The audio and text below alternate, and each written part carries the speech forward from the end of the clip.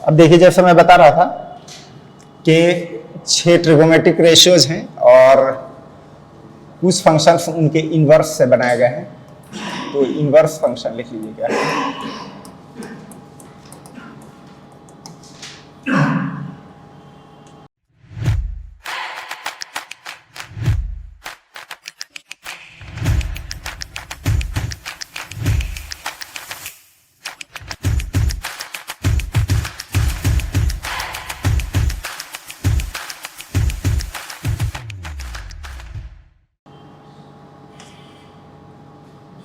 लिख लीजिए कि late f(x)(y) be 1 1 and onto, then there will exist a function y to x which is called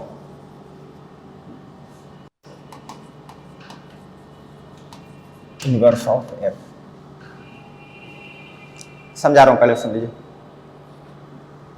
function क्या था कि एक फॉर्मूला जो एक सेट के एलिमेंट को दूसरे से कनेक्ट करता था। तो मान लिया कि आपका ये सेट x है, ये एक y सेट है, इस पे एक फॉर्मूला अप्लाई किया गया जैसे 3x + 5।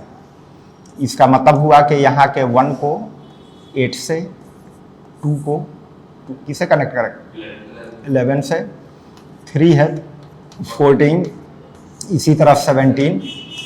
यह आपका x के एलिमेंट को y से कनेक्ट करना शुरू कर देगा। ये कनेक्शन 1 1 टाइप का चल रहा है और जितने y में एलिमेंट दिए हैं एग्जैक्ट उतना ही, अगर है जो दिख रहा है यहाँ पे उतने ही एलिमेंट रहे तो ऑन टू भी होगा। भाई ऑन टू कब होता था कि जितने y में एलिमेंट दिए हों सबके सब कनेक्टेड हो, अगर कोई एक्स्ट्रा रहता है तब इनटू हो जाता है। तो मान लिया कि इतने ही y में एलिमेंट है तो ऑन टू भी है। तो कह रहा है कि अगर ये फंक्शन 1 1 और ऑन टू है, 1 1 और ऑन टू है, तो ऐसे सिचुएशन में एक फंक्शन ऐसा भी होगा कि जो इन एलिमेंट को इससे जोड़ दे उल्टे साइड से, यानी कि 8 को 1 से, 11 को 2 से, 14 को 3 से उल्टे साइड से कनेक्ट करने वाला भी एक फंक्शन आएगा। क्या समझ आई बात? कि जो 8 को 1 से यानी कि इन्हीं एलिमेंट को रिवर्स साइड में कनेक्ट कर दे। जैसे एक फंक्शन कंसीडर करिए x - 5/3। देखिएगा ये फंक्शन को अगर 8 दे तो किससे कनेक्ट करेगा 1 से, 8 - 5/3 1, और 11 रखते हैं तो 2 से, 14 रखिए तो 3 से, और 17 रखेंगे तो 4 से। यानी कि ये एक फंक्शन है कि जो इन्हीं एलिमेंट को उल्टे साइड से कनेक्ट कर दे। तो ये वाला फंक्शन कहलाएगा कि इस f का इनवर्स है। ऐसा ही है। अब f का इनवर्स फंक्शन है तो इसका एक नया फंक्शन बना है, एक नया कुछ नाम भी होना चाहिए भाई। अब उसका भी नाम तो fx नहीं रख सकते हैं, जैसे gx रख सकते हैं या hx, कुछ एक नया नाम रख सकते हैं। तो अगर मान लिया कि नया नाम मैं gx रख दूं तो फिर किसी को ये समझ में नहीं आएगा कि f से उसका कोई रिलेशन है, f से कोई उसका संबंध है, ये किसी को समझ में नहीं आ पाएगा। तो नाम एक f से मिलता जुलता ही रखें। तो उसका तरीका ये बनाया गया कि आप इस तरह से नाम रखिए f और यहाँ पे -1, और x वेरिएबल पे है f इनवर्स x, कि f से रिलेटेड नाम होना चाहिए। तो उसका ये रूल बना दिया गया कि ऊपर -1 लगा दिया जाए। हाँ, ये ध्यान रखिएगा कि इस -1 का यूजुअल सेंस मत ले लीजिएगा, ये कि fx की पावर -1 हो, ये मत समझ लीजिएगा। और ना ही f इनवर्स x का मतलब 1/fx समझने की गलती करिएगा। मैंने कहा ना कि बस ये डिनोट करने का एक तरीका बना दिया गया, लेकिन उस माइनस को आप पावर में या सोचे कि 1/fx है वो मत समझिएगा, तो बस वो ऐसे डिनोट कर दिया जाता है। तो ये है f इनवर्स x जिसका ये फॉर्मूला है, और ऐसे लिखा जाएगा f इनवर्स जो है वो फॉर्मूला y से x में कनेक्ट कर रहा है, तो इस तरीके से डिनोट किया जाएगा। है क्लियर है? अरे ठीक है या नहीं? ठीक है। तो हर 1 1 और ऑन टू के केस में एक उल्टे साइड से कनेक्ट करने वाला फंक्शन एग्जिस्ट करेगा, और वही फंक्शन f का इनवर्स कहलाएगा। अब इनवर्स की एक प्रॉपर्टी है, वो ध्यान रखिएगा कि f of f inverse x निकाला जाए, रिजल्ट हमेशा एक्स देगा। क्या इसका मतलब समझ में है? कि कोई वेरिएबल एक्स पे आप पहले एफ इनवर्स कैलकुलेट करें और जब एफ इनवर्स आ जाए तो उस पे फिर एफ की वैल्यू निकालेंगे तो वापस एक्स वही मिल जाएगा। जैसे कोई इसी में आप एग्जांपल में बताइए, एक्स को ही बताइए कि किसी भी एक्स पे एफ इनवर्स कैलकुलेट किया जाए और जब उसका रिजल्ट आ जाए तो उस पे फिर एफ निकालेंगे तो कहा गया कि आंसर एक्स के बराबर ही आएगा। है ठीक है? ठीक है, जैसे कोई एक्स बताइए, एक्स की जगह 9। हाँ, इनवर्स के लिए एक्चुअली ये एक्स का काम करता है, वो वाई का काम करता है। तो जैसे यहां पे अगर डायग्राम दिख रहा है तो इसमें हम इनवर्स एक्स की जगह पे जैसे मान लिया कि मैंने 8 लिया। अब सोचिए कि 8 पे एफ इनवर्स निकालेंगे और देन उस पे एफ निकालना है, तो 8 का एफ इनवर्स कितना हो रहा है? 1 हो रहा है। और 1 पे फिर एफ निकालिए, 1 पे एफ की वैल्यू निकालेंगे तो कितना होगा? 8 होगा। यानी कि जो आपने एक्स की वैल्यू लिया था वही हमारा यहां पे आंसर निकल के आ गया। तो अभी जैसे इसका इनवर्स तो हमने डायरेक्टली लिख लिया था ये, अब वो आया कहां से? तो इनवर्स निकालने के लिए बस ये रूल याद रखिएगा कि इनवर्स फंक्शन का कैलकुलेशन इस फॉर्मूले से ही किया जाता है। सही है? कि इनवर्स कैसे निकलेगा तो उसके लिए ये वाला जो प्रॉपर्टी बताया वही यूज होगा। जैसे मान लिया कि यही अगर सवाल दे दिया जाए, कहा जाए कि let f x equal to 3x + 5 then find f inverse x, ये अगर पूछ रहा है।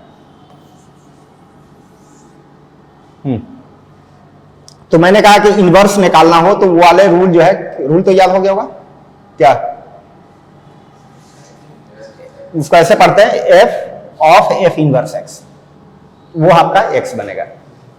तो अगर ये एफ एक्स दिया हुआ और इसका इनवर्स पूछ रहा है तो क्या करिए कि इस एफ एक्स के बेसिस पे आप F of f inverse x calculate करिए। जैसे ये एफ एक्स दिया है, इसके बेसिस से मैं पूछूं एफ वाई बताइए, तो एफ वाई का आंसर क्या देंगे? ये एफ एक्स दिया है और एफ वाई पूछा जाए,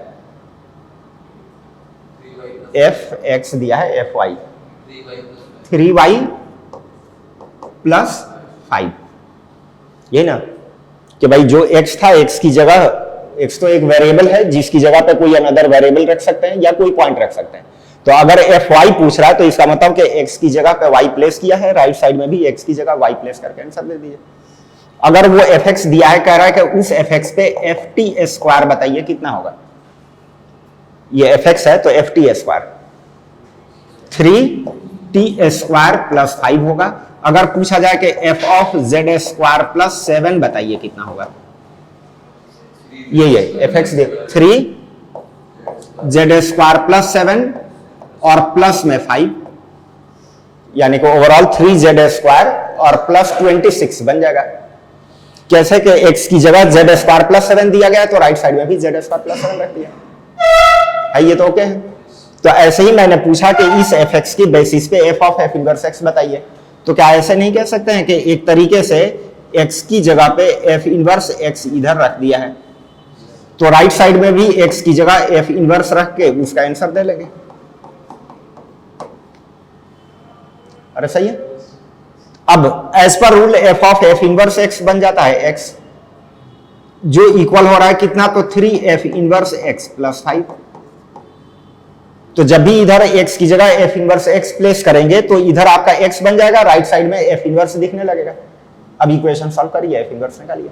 क्या करना है, 5 इधर माइनस में आएगा, 3 से डिवाइड कर दीजिए तो f इनवर्स x कितना बन गया, तो x - 5 / 3, ये f इनवर्स का आपका आंसर निकल के आ गया है। ठीक है, समझ में? यानी कि इन शॉर्ट बात करें तो अगर एफ एक्स देकर एफ इनवर्स पूछा जाए तो ऐसे कहिए कि बोथ साइड में एक्स की जगह एफ इनवर्स एक्स अप्लाई कर दीजिए। हमेशा लेफ्ट में आपका एक्स बन जाएगा, राइट साइड में एफ इनवर्स के टर्म दिख रहे होंगे, इक्वेशन सॉल्व करिए और एफ इनवर्स निकाल लीजिए। इनवर्स निकालना आ गया, समझ में आ गया? ठीक है, इनवर्स क्या था ये भी समझ में आ गया क्या? 1/2 में आएगा, लेकिन इनवर्स है क्या, तो मैंने कहा कि जैसे f एक फॉर्मूला था जो x को y से कनेक्ट करता था, तो अगर वो फॉर्मूला 1/(1/(2) टाइप का है तो हमेशा उस केस में एक उल्टे साइड से कनेक्ट करने वाला भी फंक्शन आएगा। तो f जिसका कनेक्शन कर रहा है उसी में उल्टे तरफ से कनेक्ट करने वाला जो फंक्शन होगा वही f का इनवर्स है। सही है। हाँ, ये कहा गया कि ये 1/(1) और ((on2) के केस में ही एग्जिस्ट करेगा। ऐसा क्यों, सुन लीजिए, मेनी वन या इनटू में क्यों एग्जिस्ट नहीं करेगा, सुनिए तो। जैसे मान लिया कि ये आपका x है, यहां पे y है, और मान लिया कि इसमें जो f लगा है वो अगर मेनी वन और ((on2) टाइप का है, तो मेनी वन में क्या होता है कि ये एलिमेंट इधर कनेक्ट हुआ, ये एलिमेंट इसी से कनेक्ट हो गया, इधर भी एक कनेक्शन बना, एक इधर, इस तरह का कनेक्शन जो है वो मेनी वन होता था। है सही। क्या इस केस में उल्टा वाला फंक्शन नहीं आएगा? मतलब कहा गया है, वैसे तो लिखा गया कि 1/(1/(2) में ही होगा इनवर्स, इसमें नहीं होगा। वजह क्या है कि इसमें जब आप उल्टे साइड से कनेक्शन का जो फॉर्मूला बनाएंगे तो कनेक्शन करने के लिए फॉर्मूला तो मिल जाएगा, लेकिन अभी आपने पढ़ा कि इनवर्स के लिए ये x का काम करता है, वो y का काम करता है। तो इधर की तरफ से जब आप देखें तो ये जो फॉर्मूला बना वो क्या करेगा कि x के एक एलिमेंट को दो y से जोड़ देगा, और x का एक एलिमेंट दो y से जुड़ रहा है तो वो तो फंक्शन है ही नहीं। तो इसका मतलब इनवर्स का फॉर्मूला तो एग्जिस्ट करेगा, लेकिन वो फंक्शन की कंडीशन सेटिस्फाई नहीं कर रहा है, तो इसलिए वो इनवर्स फंक्शन नहीं कहलाएगा। अरे सही है। इसी तरह अगर इनटू रहा होगा तो एक एलिमेंट यहां पे खाली पड़ा रहता। अब जब ये उल्टे तरफ का फॉर्मूला आएगा तो वो तो x के ही एलिमेंट को खाली छोड़ देगा, और x का एलिमेंट खाली रह गया तो फिर से वो फंक्शन नहीं है। तो जहां पे मेनी वन या इनटू है वहां इनवर्स कनेक्शन के लिए फॉर्मूला तो बन सकता है, लेकिन वो फॉर्मूला आपका फंक्शन की कंडीशन सेटिस्फाई नहीं कर रहा है, तो इसलिए वो इनवर्स फंक्शन नहीं कहलाएगा, वो इनवर्स रिलेशन हो सकता है। क्लियर हो गया? ठीक है, तब लिख लीजिए।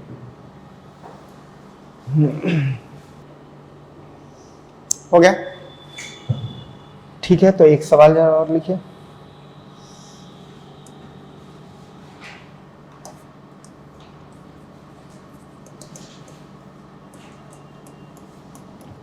let f(x) equal to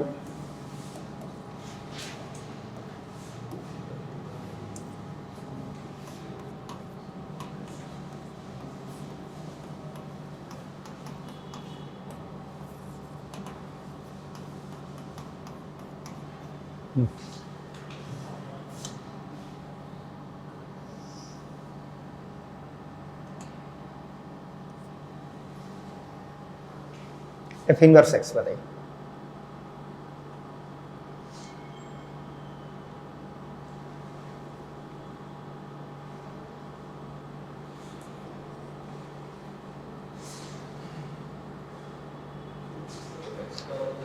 a minus x की पावर n की power 1/n, a minus x की पावर n की पावर 1/n है। a पॉजिटिव नंबर दे रखा है, n नेचुरल नंबर है, f इनवर्स पूछ रहा है।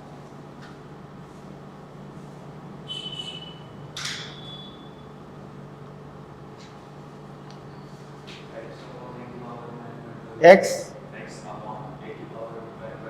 नो नो, ये भी नहीं। करना क्या है पहले ये बताइए, क्या कर रहे हैं?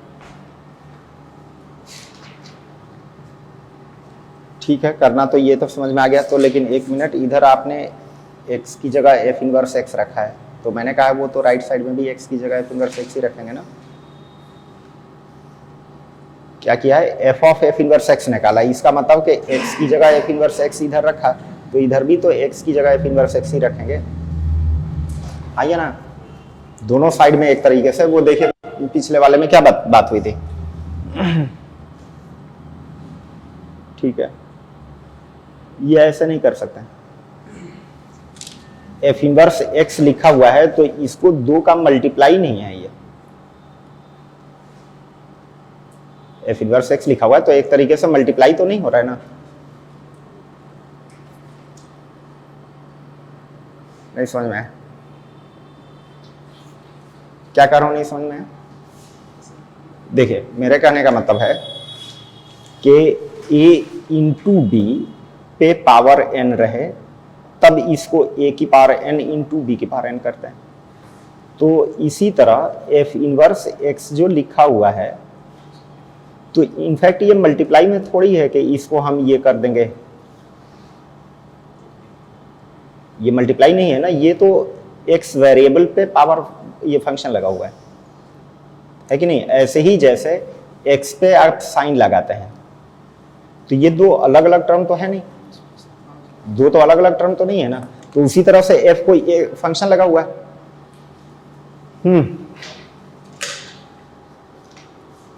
क्या किए हैं,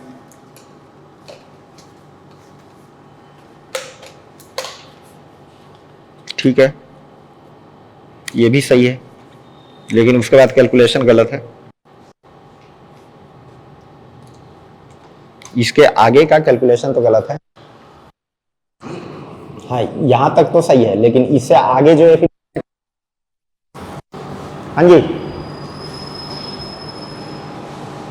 ठीक है, स्टेप यहां तक सही है।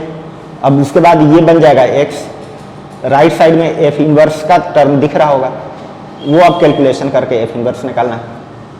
रुक जाइए, फिर समझा रहा हूं।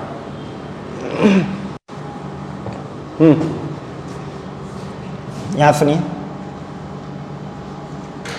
मैंने कहा कि एफ इनवर्स निकालने के लिए आपको कैलकुलेट करना है F of f inverse x, यानी कि एक तरह से ऐसे कहिए कि इसमें दोनों साइड x की जगह एफ इनवर्स x रख देना है। ये बताया था कि f of f inverse x calculate करिए, मतलब यही हुआ कि एक तरीके से यहाँ x की जगह एफ इनवर्स x रखा गया, इधर जो भी x की वैल्यू रखेंगे वही राइट साइड में भी रखेंगे, तो बोथ साइड x की जगह एफ इनवर्स x रख दिया। राइट साइड में क्या मिला, a minus f inverse x की पावर n और होल की पावर 1/n है। ये तो सही है। As per rule f of f inverse x बन जाएगा x, और इधर बन रहा है a minus f inverse x की पावर n की पावर 1/n। इधर x बन गया, इधर एफ इनवर्स का टर्म दिख रहा है। अब उसके बाद इक्वेशन सॉल्व करना है। तो इक्वेशन सॉल्व करके अगर आप ये निकालना चाहते हैं तो सबसे पहला काम तो ये पावर हटाएंगे। कैसे हटेगा वो, जैसे मान लिया कि x की जगह y की पावर 1/3 है, यहां का पावर हटाना है, यानी कि 1 पावर में लाना चाहते हैं, तो क्यूब करने से 1 पावर बनेगा, दोनों साइड ही क्यूब करेंगे, इधर बन जाएगा x क्यूब, इधर बन जाएगा y। यानी कि ऐसे इसको कह सकते हैं कि इस साइड से जब पावर उधर जाएगा तो उसका रेसिप्रोकल बन के जाएगा, कि इधर 1/3 है तो उस साइड में 3, यानी कि उसका रेसिप्रोकल बन जाएगा। तो इसी तरह से ये वाला पावर हटाना है, तो ये पावर उस साइड में जाएगा तो कितना बन जाएगा, x की पावर n। पावर हटने के बाद क्या बचा, तो a minus f inverse x की पावर n बच गया। यहां तक सही है। ये एफ इनवर्स चाहिए, तो नेगेटिव वाले को इस साइड में ले आइए, तो एफ इनवर्स x की पावर n की वैल्यू कितनी हो गई, तो a माइनस x की पावर n। ये नेगेटिव में था, इस साइड में ला दिया पॉजिटिव, और x को उधर लेके चला गया। फिर पावर हटेगा तो एफ इनवर्स मिल जाएगा। कैसे हटेगा, उस साइड में जाएगा, क्या पावर जाएगा उधर, नो 1/n जाएगा। नहीं कर रहा हूं कि यहाँ पे यही तो दिखा रहा हूं कि जो भी यहाँ पावर है उसका रेसिप्रोकल इधर जा रहा है, कि 1/3 है तो इधर 3, अगर n पावर होता तो 1/n। तो इसी तरह से यहाँ से अब एफ इनवर्स क्या आ जाएगा, तो a माइनस एक्स की पावर n की पावर फिर 1/n। ये अब आपके एफ इनवर्स का आंसर हो गया। सही है। जो देखा जाए तो एक तरीके से एफ एक्स वाला ही आ गया है, जितना एफ एक्स था वही उसका इनवर्स भी आ गया है। तो इस सवाल को ऐसे भी पूछा जा सकता है कि ये एफ एक्स है तो एफ इनवर्स एक्स कितना होगा, ऑप्शन दे देगा कि एफ एक्स के बराबर, या 1/f(x) के बराबर, या एफ ऑफ माइनस एक्स के बराबर, इस तरह के ऑप्शन दे देता। तो इनवर्स निकाला गया, कितना पाएगा कि वो एफ एक्स के बराबर ही है। ठीक है।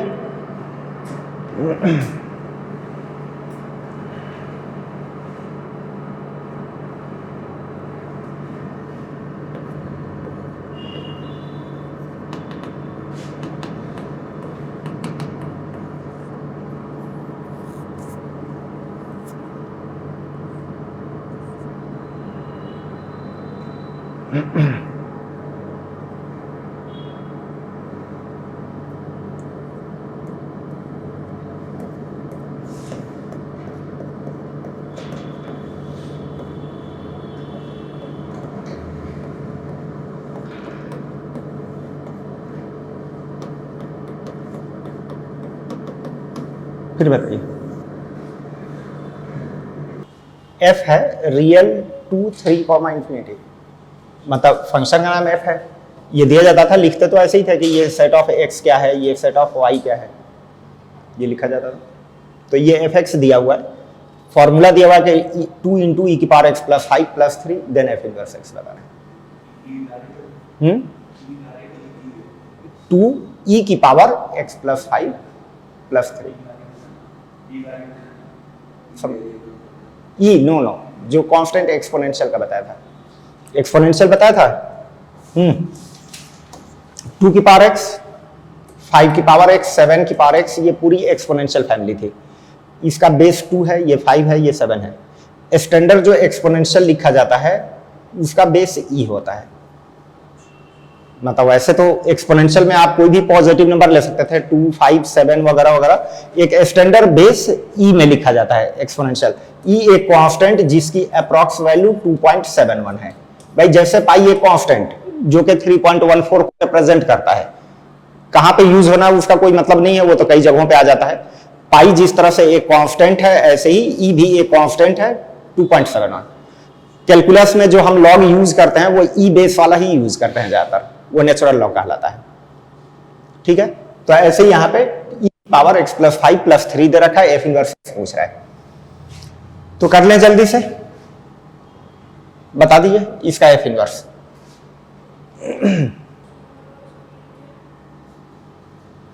ऊपर मतलब फंक्शन का नाम एफ है, set of x real number, set of y 3 से इंफिनिटी। फंक्शन ऐसे ही लिखा जाता था जो डे 1 में सिखाया गया था कि फंक्शन तो एक फॉर्मूला होता है एक्स में, और उस फॉर्मूले का नाम हमने एफ या जी कुछ भी रखा, तो उसका काम होता है कि सेट ऑफ एक्स से सेट ऑफ वाई के एलिमेंट को कनेक्ट करना है। तो यहाँ हमने फंक्शन का नाम एफ रखा है, और वो एक सेट एक्स के एलिमेंट रियल नंबर है और सेट वाई के एलिमेंट 3 से इंफिनिटी है, इनके बीच में कनेक्शन बना रहा है। सही है, एक मिनट जरा रुक जाइए, मुझे लग रहा है कि शायद ये बात भी बतानी पड़ेगी।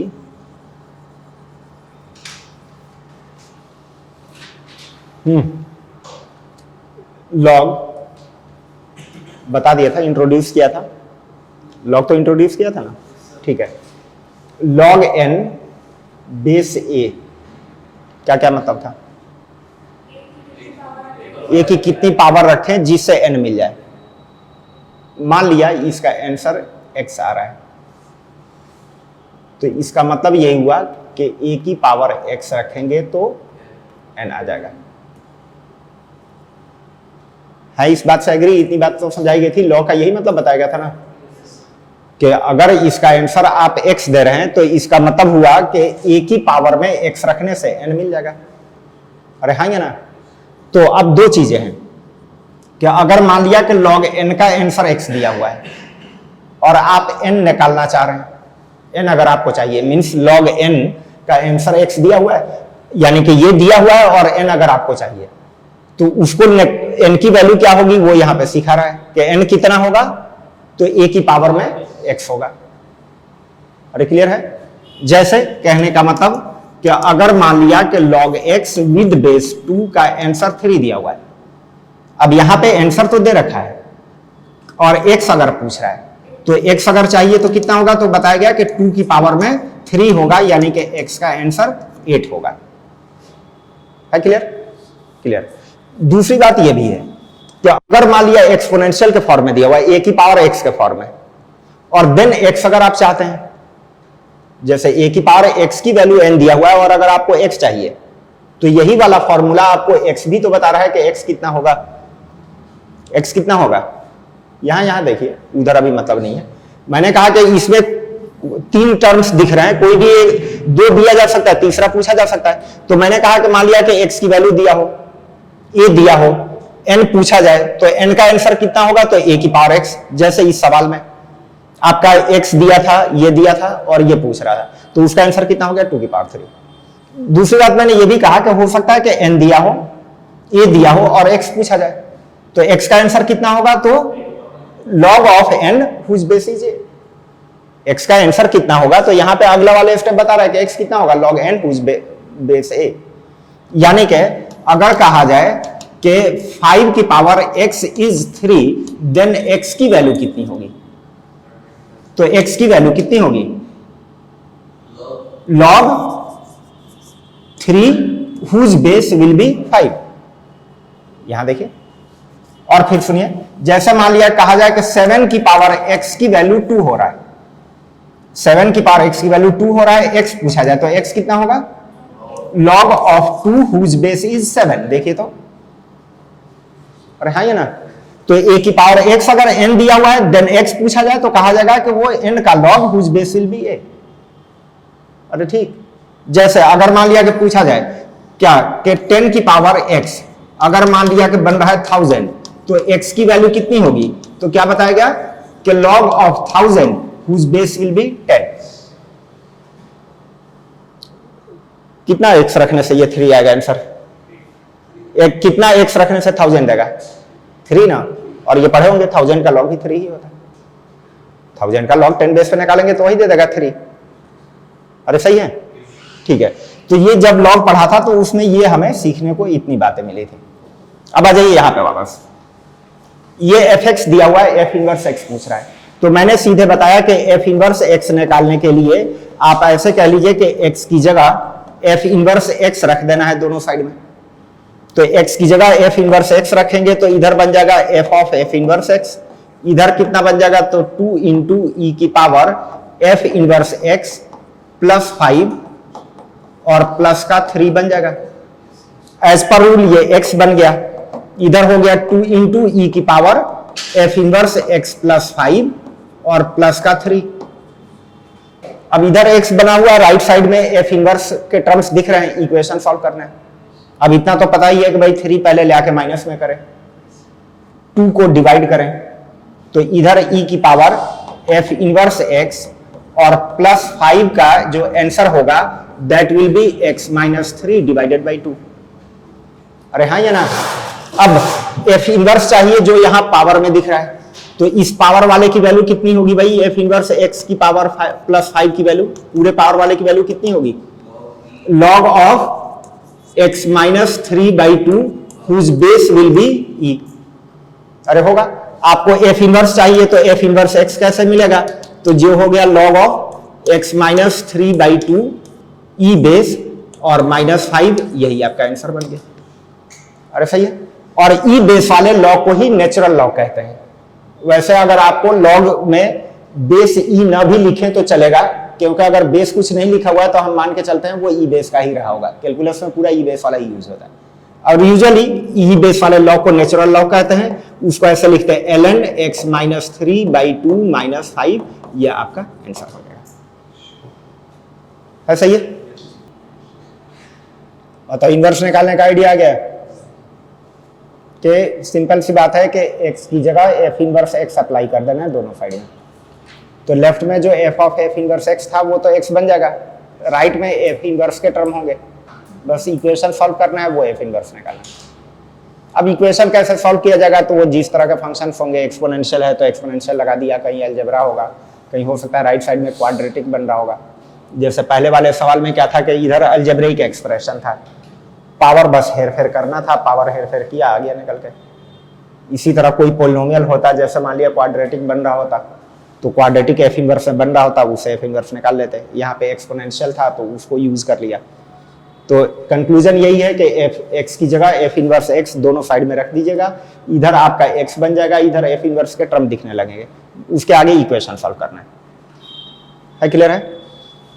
अब एक बात देखे होंगे कि इनवर्स, जैसे हमने एक ये फंक्शन उठाया, उसके इनवर्स एक नए टाइप का एक अलग फंक्शन बन जाता है। इसकी कैरेक्टरिस्टिक थोड़ी अलग होगी भाई, जैसे ये एक्सपोनेंशियल है, एक्सपोनेंशियल थोड़ा अलग टाइप का बिहेव करेगा। इनवर्स से बिल्कुल एक नए टाइप का फंक्शन बन गया, वो आपका लॉगरिथमिक फंक्शन बन गया, वो अलग होता है।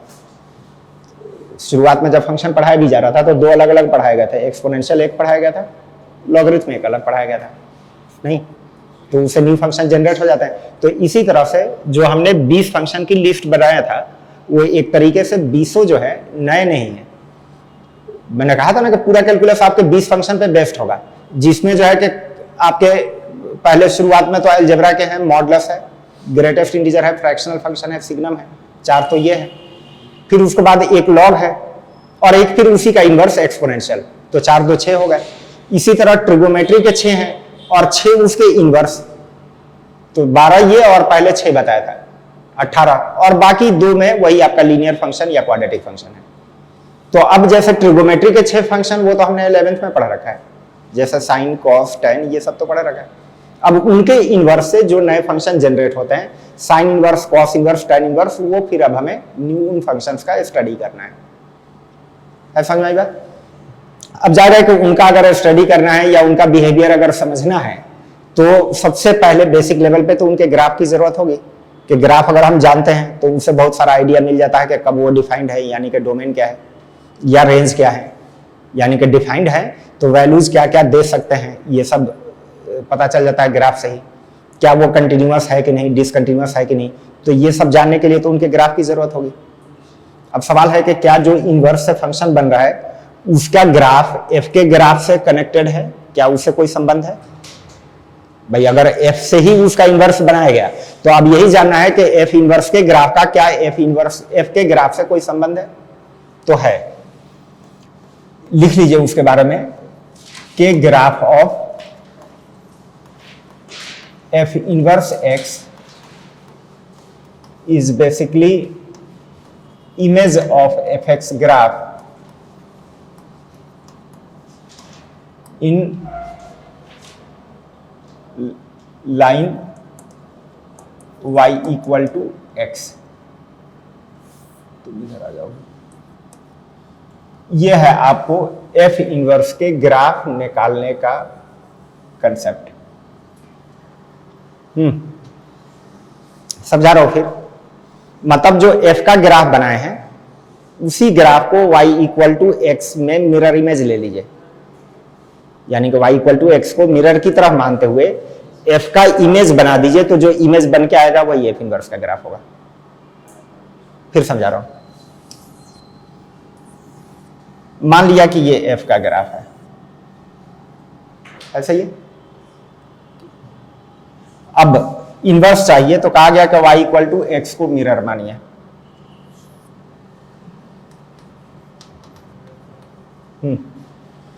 और मिरर में f का आप इमेज प्लॉट कर दीजिए, यानी कि इसको मिरर मानते हुए f का इमेज प्लॉट करिए, जो इमेज वाला आएगा वही f के इनवर्स का ग्राफ हो जाएगा।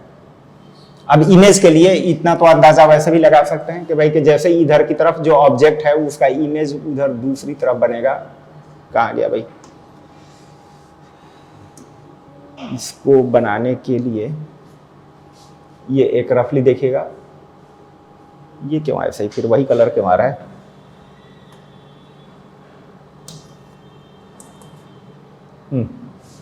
ये इधर ऑब्जेक्ट है, फिर वही बात हो गई। चलिए अब बनाइए ऐसे। क्या हुआ? इतना तो समझ में आ रहा है कि भाई पॉइंट इधर जितना दूरी पे होगा दूसरे तरफ उतनी ही दूरी पे इमेज लेते जाइए। तो एक अंदाजे से ये समझ में आ गया कि भाई जो ऑब्जेक्ट इधर है उसका इमेज उधर ऊपर की तरफ आएगा, और जितनी दूरी पे उधर ऑब्जेक्ट है दूसरे तरफ उतनी ही दूरी पे ऐसे इमेज आएगा। यानी कि ऑब्जेक्ट अगर मिरर से दूर है तो इधर इमेज भी दूर होगा, फिर जहां पे क्लोज हो रहा है वहां पे इमेज भी क्लोज हो गया। तो अब ये जो इमेज बन के आया, तो ये अगर fx का ग्राफ था तो इमेज जो बन के आया वो उसके इनवर्स का ग्राफ है। हालांकि इमेज वाले को मैं अलग कलर से दिखाना चाह रहा था, ये आपका व्हाइट से जो आया है ये वाला, ये आपके f इनवर्स का ग्राफ आ जाएगा। है समझ में आ गया? ठीक है, तो इससे ये बात क्लियर हो गई कि जैसे अगर मान लिया कि साइन इनवर्स की बात हो रही है, मैंने कहा ना कि साइन इनवर्स तो एक नए टाइप का फंक्शन बनेगा, सही है। अब उसके बारे में अगर जानना है तो साइन का ग्राफ जानते हैं, उसी का y इक्वल टू एक्स में मिरर इमेज प्लॉट कर देंगे तो आपका साइन इनवर्स का ग्राफ आ जाएगा। सही है, तो पहले तो इतना मार्क करिए।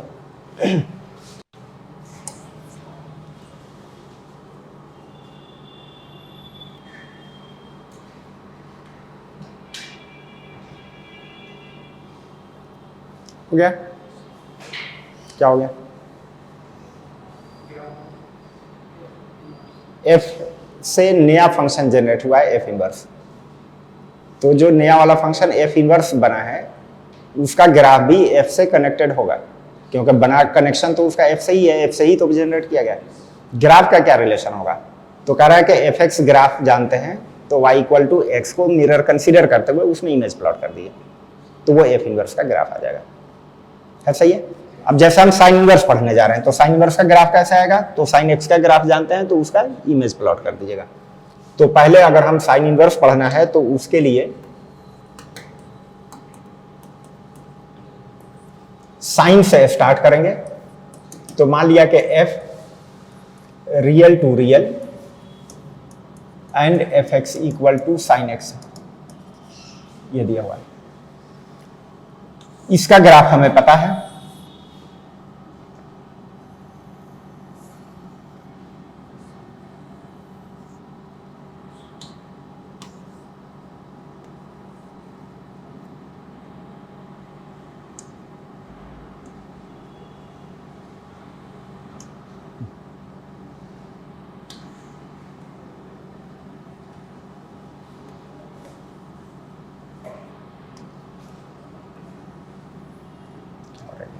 ये जस्ट साइन एक्स का ग्राफ है, ठीक है। अब इसी का इनवर्स बनाने जा रहे हैं तो एक बात तो पहले ये चेक करना पड़ेगा कि क्या ये फंक्शन 1 1 है या मेनी 1 है, क्योंकि ये भी हमने पढ़ा था कि भाई कि इनवर्स जो है हर फंक्शन का नहीं होता, उसके लिए कंडीशन है कि फंक्शन का 1 1 होना जरूरी है और ऑन टू भी होना जरूरी है। तो पहले तो ये कंफर्म करना पड़ेगा कि क्या ये फंक्शन 1 1 है या मेनी 1 है। कैसे पता,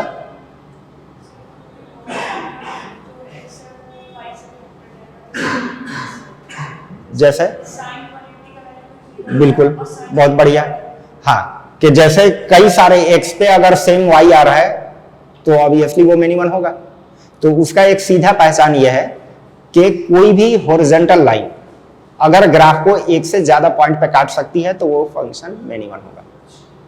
कोई भी हॉरिजॉन्टल लाइन ड्रॉ करें और वो ग्राफ को एक से ज्यादा पॉइंट पे काट रही है तो फिर वो मिनिमम होगा, क्योंकि जब आप हॉरिजॉन्टल लाइन ड्रॉ करते हैं तो उस पे y की वैल्यू तो सेम रहती है। मान लिया कि उसने 5 जगहों पे काटा, इसका मतलब कि 5 डिफरेंट x पे एक ही y आने वाला है, और जब भी मोर देन 1 x पे एक y आता है तो इसका मतलब मिनिमम। अरे मोर देन 1 x पे सेम y आए वही तो मिनिमम है। तो अब आगे से ये याद रखेगा कि कोई भी हॉरिजॉन्टल लाइन अगर मोर देन 1 पॉइंट पे ग्राफ को काट रही है तो फिर वो मिनिमम। सही है। तो ये फंक्शन हमारा क्या है, मिनिमम है। सही है। अब जरा बात करें कि क्या ये ऑन टू है या इन टू है, ऑन टू या इन टू ये कैसे पता चला, -1 से 1 तक। हाँ, यहां पे जो ग्राफ है वो हमें दिखा रहा है कि ग्राफ से कि साइन की वैल्यू जो मिनिमम आएगी वो आएगी -1 और मैक्सिमम जाएगी, वो जाएगा कितना, 1 तक। यानी कि आप x में कुछ भी रखें उसके करस्पॉन्डिंग y जो अपीयर होगा वो -1 से 1 तक अपीयर होगा। और यहां देखा जाए कि y में दिया क्या है, ऑल रियल नंबर। क्या जो y कनेक्टेड है उससे ज्यादा एलिमेंट है, वहां तो पूरा रियल नंबर है, इसका मतलब 1 से बड़े भी हैं। और यहां पे 1 से बड़ा तो कोई आंसर आ ही नहीं रहा है, इसका मतलब कि इसमें जितने नंबर 1 से बड़े वाले होंगे वो तो खाली पड़े होंगे, और जब वो खाली पड़ा होगा तो इसका मतलब का फंक्शन इनटू हो जाएगा। यानी कि ये जो फंक्शन हमने लिखा है वो मिनिमम और इनटू है, और मिनिमम इनटू है तो इनवर्स तो होगा ही नहीं, इनवर्स तो होगा ही नहीं ना। लेकिन साइन का इनवर्स होता भी है, तो ये फिर दोनों बातें कॉन्ट्राडिक्ट कैसे कर रही हैं। क्या बोला हूं, समझ में आया क्या? मैं कह रहा हूं कि यहां से तो ये समझ में आ गया कि अब साइन का इनवर्स नहीं होगा, क्योंकि मिनिमम इनटू में तो इनवर्स होता नहीं है। हाँ, लेकिन थोड़ा बहुत पढ़े होंगे तो ये पता होगा कि साइन का इनवर्स होता भी है, तो फिर ये कॉन्ट्राडिक्ट कैसे हो गया। तो एक्चुअली देखिए, किसी भी फंक्शन का मिनिमम होना या 1 1 होना वो डिपेंड करता है कि x के इंटरवल्स क्या ले रहे हैं। जैसे आपको पूरी रियल लाइन दी गई है तब तो आपका मिनिमम, लेकिन उसी में x के इंटरवल अगर हम मॉडिफाई करें तो वो फंक्शन 1 1 बन सकता है। तो सबसे पहला काम कि हम इस फंक्शन में इनवर्स अगर निकालने जा रहे हैं तो x डिसाइड करें कि ताकि वो फंक्शन 1 1 हो। 1 1 होने के लिए x डिसाइड करें, यानी कि अब ग्राफ का वो वाला टुकड़ा उठाएं कि जिसमें हॉरिजॉन्टल लाइन ड्रॉ करें तो वो एक सिंगल पॉइंट पे ही कट करे, एक से ज्यादा पॉइंट पे ना कट करे।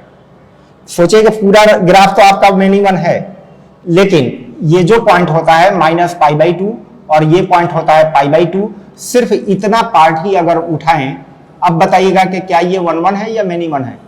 ये ग्रीन वाले पार्ट पे देखिए, क्या वो वाला भी मिनिमम है? नहीं है ना, 1 1 है। इसका मतलब अगर हम 1 1 चाहते हैं तो यहां के x, कितना यहां का x है भाई, पता है यहां का x -π/2 और यहां का x π/2। तो अगर इंटरवल -π/2 से π/2 लेते हैं तो फिर ये 1 1 हो जाएगा। या फिर जरूरी नहीं है कि यही, या फिर हम ये वाला इंटरवल अगर ले लें, ये देखिए जो ये मार्क कर रहा हूं यहां तक का, तब भी ये 1 1 की तरह ही बिहेव कर रहा है। इसका मतलब कि ये ले सकते हैं, या ये इंटरवल कौन सा है, π/2 से लेकर के 3π/2 तक, तब 1 1 होगा। या फिर 3π/2 से लेकर के 5π/2 तक ले लें, तब ये 1 1 होगा। तो इस तरह से कई सारे इंटरवल मिलेंगे कि जिसमें वो फंक्शन 1 1 हो सकता है और इनवर्स बन सकता है। सही है। फिर ट्रिगोमेट्री के इनवर्स का एक रूल है कि वो हमेशा लीस्ट मैग्नीट्यूड के एंगल को रिप्रेजेंट करता है। ये अदर इनवर्स से थोड़ा ऊपर की बात कर रहा हूं कि मैंने कहा कि ट्रिगोमेट्री के इनवर्स के लिए एक रूल है कि वो मिनिमम मैग्नीट्यूड के एंगल को रिप्रेजेंट करता है। इनवर्स तो एंगल ही बताता है ना भाई। जैसे इनवर्स में कब लिखते हैं कि साइन थीटा की वैल्यू सपोज करिए 1/3 दिया हुआ है, अब या 1/2 दिया हुआ है। बाय द वे अगर थीटा नहीं जानते हैं तो इसको लिख देते हैं कि साइन इनवर्स 1/2 लिख देते हैं। हाँ, लेकिन साइन इनवर्स 1/2 सिर्फ उस एंगल को ही रिप्रेजेंट करेगा कि जो मिनिमम मैग्नीट्यूड का हो। जैसे साइन थीटा हाफ दिया हुआ है तो उसके लिए थीटा तो कई सारे हो सकता है, कितना, π/6 भी हो सकता है, π-π/6 भी हो सकता है, 2π + π/6 भी हो सकता है। लेकिन जब आप इनवर्स में लिखते हैं तो इन सब में जो छोटे मैग्नीट्यूड का एंगल है उसी को सिर्फ रिप्रेजेंट करता है। यानी कि ये कौन सा रिप्रेजेंट करेगा, π/6 को।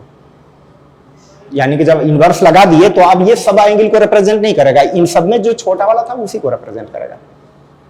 है, ठीक है। तो हम कह रहे हैं कि जब इनवर्स स्मॉलेस्ट मैग्नीट्यूड के एंगल को रिप्रेजेंट करता है तो इनमें कौन सा इंटरवल है जो लीस्ट मैग्नीट्यूड शो करेगा, ये वाला, ये वाला। तो इसलिए इतने वाले इंटरवल में साइन का इनवर्स लिया जाएगा। 1 1 तो उधर भी हो सकता था, लेकिन लीस्ट मैग्नीट्यूड का जो कंडीशन है उसके लिए हम अब x ये डिसाइड करेंगे। है क्लियर। इसी तरह फिर अब हमें y डिसाइड करना होगा कि y कितना रखें ताकि फंक्शन ऑन टू बने। ऑन टू कब बनता है कि एलिमेंट y वाले सेट के सारे कनेक्टेड हो। तो y की वैल्यू कितना लेंगे, -1 से 1 तक। जाहिर है -1 से 1 तक ही y लिया तो इसका मतलब अब कोई भी एलिमेंट खाली नहीं रहेगा, ऑन टू रहेगा। अरे हाँ या ना। तो इससे ये समझ में आ गया कि ये जो फंक्शन था इसका तो इनवर्स हो ही नहीं रहा था। अगर उसी फंक्शन को अगर हम मॉडिफाई कर दें, ऐसे लिख दें कि f -π/2 से π/2, 2 y में दे दें -1 से 1 और fx sin x ले लें, देन इनवर्स विल एग्जिस्ट। तब इनवर्स एग्जिस्ट करेगा। यानी कि वहां वाला जो साइन लिखा हुआ था उसका इनवर्स तो एग्जिस्ट ही नहीं करता है, इनवर्स इस वाले का एग्जिस्ट करेगा। है, क्लियर है। ठीक है। तो अब जब समझ में आ गया कि भाई कि इसका इनवर्स एग्जिस्ट करेगा, तो अब क्या करना है कि इतने पार्ट के f का ग्राफ बनाना है। इतने ही पार्ट का f का ग्राफ लेंगे और y = x को मिरर मानते हुए इमेज प्लॉट कर देंगे, f इसका इनवर्स आ जाएगा। वो वाला काम कल करेंगे। ठीक है। क्योंकि अब वही जो इनवर्स ट्रिगोमेट्री के 6 हैं उनके बारे में बताना है उनको।